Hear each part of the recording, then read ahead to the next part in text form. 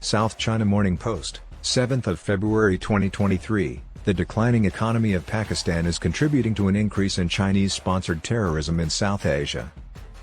As part of its plan to cause difficulty for India, China has been financing Pakistan and the terrorists it sends to attack that country. Due to Chinese debt traps, economic rifts are growing in India's neighboring nations. Pakistan is the latest, following Sri Lanka, Bangladesh, and Nepal. The Pakistani rupee has regularly fallen to all-time lows against the US dollar in recent months, and inflation has risen to 27.6%, the highest level since May 1975. The nation's economy, which was already suffering from the COVID-19 outbreak, was ravaged by the unexpected rains last year, and it has only just begun to recover. The floods impacted 33 million people, uprooted 8 million, and are believed to have cost more than $14.9 million in damage. Due to Chinese loans, Pakistan, formerly one of the South Asian nations with the highest per capita income, is currently even poorer than Bangladesh and India. Food security is in danger due to the severe wheat scarcity in a nation that is typically the seventh most significant producer globally. The effects on regular people have been disastrous. In addition to analysts' predictions of job losses, more social unrest, and a declining gross domestic product, parents are shifting their children to less expensive schools. The necessity for Pakistan to experience steady and equitable economic growth was emphasized in the UNDP study. The need for Pakistan to experience continued and modest economic growth was noted in the UNDP study. The Pakistan National Human Development Report, published in 2021, states that over the previous 20 years, middle-class incomes have been steadily declining. University graduates now make up more than 16% of the labor force, up from less than 5% in 2007 to 2008. However, some of the government's hasty responses to the escalating situation have been absurd and have only worsened the suffering. Pakistanis were encouraged to consume less tea in June last year to save the foreign currency needed to import the product. On January 23, the nation experienced widespread blackouts due to the cash-strapped government's attempt to save energy by turning off the electricity during off-peak evening hours, backfiring and the national grid failing, leaving millions of people in the dark. Economists have urged broad reforms, such as courting investors and reviving trade and commerce while utilizing loans less frequently. Last month, Ishaq Dar, the finance minister, promised a government-to-government asset liquidation, particularly with allies like Saudi Arabia and China, as well as a flood tax on the wealthy to support the economy and bolster depleting foreign exchange reserves.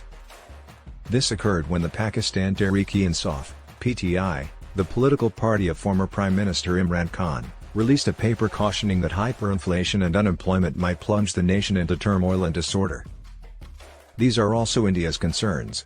India is keeping a wary eye on events as more and more warnings are being issued about regional instability and bloodshed fueled by the economic crisis. India's worries over China's expanding influence over Pakistan, primarily through the China-Pakistan Economic Corridor, a crucial component of China's Belt and Road Initiative, are now dwarfed by Pakistan's fears of upheaval.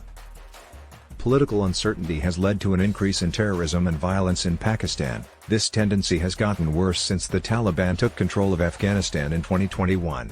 The Pak Institute for Peace Studies, PIPS, reported a 27% rise in terrorist assaults from the prior year in its 2022 annual security report. Consider the most recent happenings. Azam Swati, vice president of the PTI, was detained in October last year and accused military leaders of torturing him while in custody. In Khyber Pakhtunkhwa, a province in northwest Pakistan, militants took control of a police station in December and held many hostages. An assassination attempt was made, according to the former Prime Minister Khan, who was shot during a protest march a month later.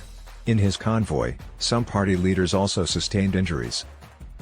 Tehreek-i-Taliban Pakistan, TTP, usually referred to as the Pakistani Taliban, was behind the recent attack. According to the PIP's assessment, the proscribed TTP, which Pakistan's military used to control, committed 89 terrorist strikes in 2017.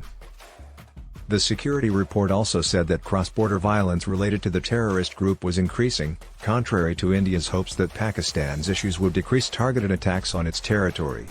Unsettlingly, the Pakistani Taliban has declared its government in northern Pakistan. This is a clear challenge to the authorities even though it is widely seen as a hollow threat. India should be concerned about these recent events. The Mumbai terrorist attacks of 2008 and the attack on India's parliament in 2001, according to Indian authorities, were both planned in Pakistan with assistance from the Pakistani army and its extreme jihadists.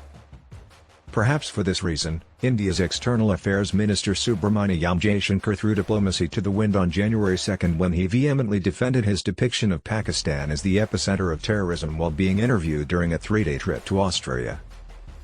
For the first time since he was elected, Pakistani Prime Minister Shehbaz Sharif has extended an olive branch to India amid current turbulence. In an interview with the Dubai-based news outlet Al Arabiya, he proposed to hold discussions to settle disputes about Kashmir, which both countries claim. He suggested the United Arab Emirates serve as the mediator. But the Pakistani army forced him to change his mind. Whether or not the peace negotiations are successful, it is evident that India and Pakistan must put peace and reconciliation above anything else and work together to combat terrorism in the region. Pakistan can no longer afford to waste resources on pointless disputes. The Pakistani army, sustaining the Kashmir conflict to maintain its budget and opulent lifestyle, is Pakistan's greatest threat, resulting in Pakistan's economic collapse.